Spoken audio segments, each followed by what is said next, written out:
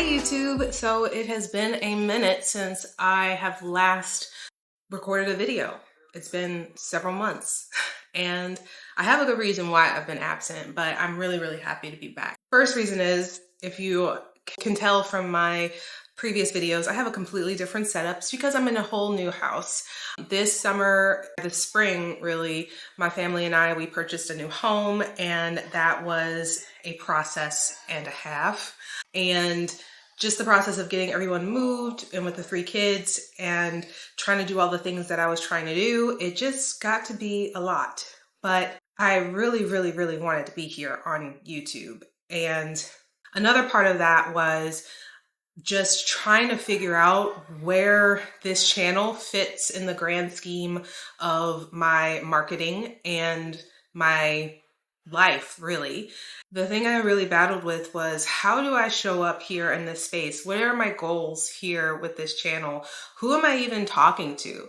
And I came to the conclusion that I want to, one, document my journey, because it's important to me to document the process of me figuring out this whole publishing world and to showcase what life looks like for a writer. And me being a full-time writer at this point is a strange anomaly, but it's something that I am really privileged and happy that I'm able to do. And so I really want to showcase what that looks like in real time. The other reason why is because I really wanted to build a community here around this channel. So I am a dark romance author. That's one thing I figured out in my hiatus, is that I am a dark romance author, and I want to connect with other people who are readers of dark romance and also other dark romance writers as well, especially writers of color, because one of the things that I have learned here during this process is that there's a lot of work to be done in publishing circles, and we all like to talk about the institution, the publishing houses, the big 4, all of those things, but there's just as much toxicity and division within the indie market world that I think that through this channel I can do some work to help shine light on and bridge a gap, because we're out here. So what have I been up to in the meantime? So I have now written 3 full novels. In the past 6 months, I have written over 300,000 words across my trilogy for Hunter and Winter's story. So that is Shadowplay, Oathbreaker, and Reverie.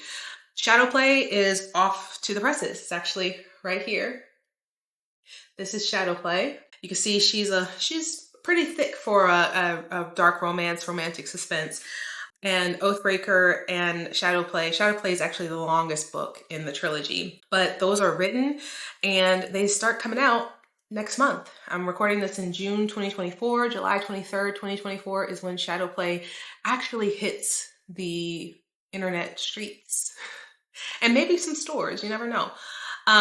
But writing these 3 books, I am used to a great amount of output. In my past life, I was writing a lot of words over a short amount of time, very frequently. And it was a very scientific process. It was not a creative process.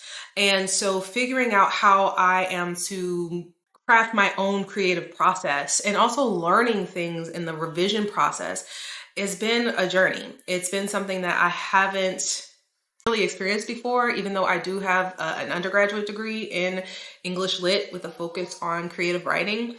I had not experienced that before. So to be able to figure out what's my rubric, what are the things that I do over and over that I need to be on the lookout for, like for instance, not using contractions. I have no idea where that came from, because I use contractions often in real life. But figuring that out has been a process.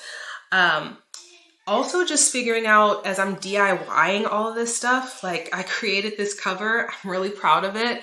Is it a perfect cover? No. Is it exactly to market? No.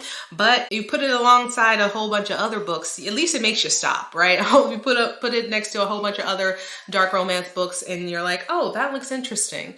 And so That's been part of it. Also figuring out where the hell I land within the romance genre. For the longest time, I thought that this was romantic suspense, and it is romantic suspense, but when I market it as romantic suspense, there is so much pearl clutching that happens just when people get to the prologue, because this is a violent story as far as the circumstances surrounding these two characters. But at the core of it, it is a beautiful love story. It is a story of healing, overcoming trauma, finding oneself, finding love, figuring out how to love. It has a lot of hallmarks of dark romance. It definitely is a romance, but it has a lot of dark themes in it. So that's also been a process.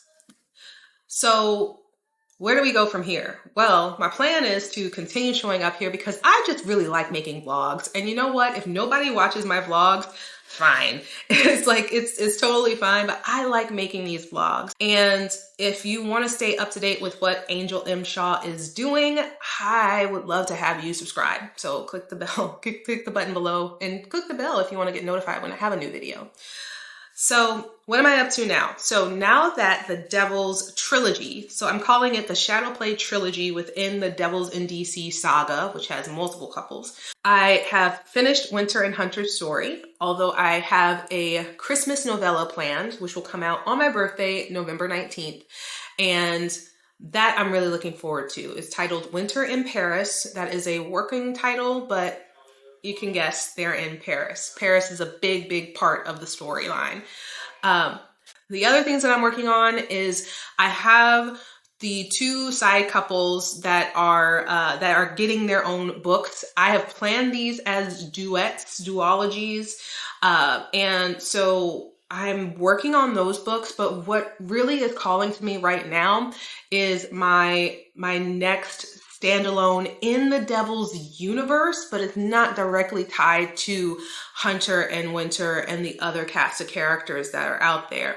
So that book is called One Last Chance, which I've talked about briefly here on the channel, but it is about Josephine and Chance St. Charles and their love story.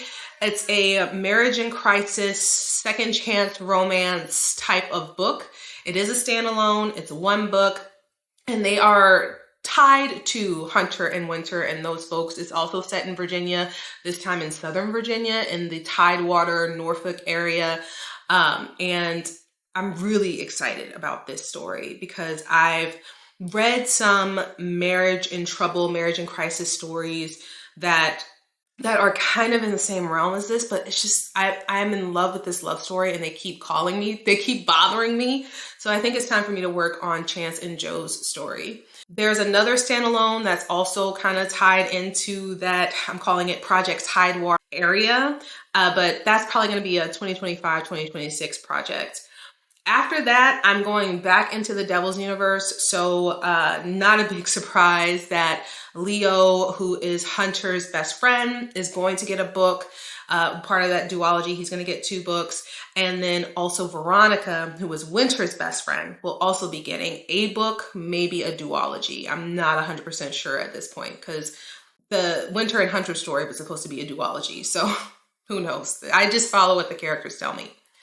There are a couple other series that I do have in the works. So one I'm really excited for is called Deceptive Cadences. It's Project Deceptive Cadences. I have 5 books planned in that series.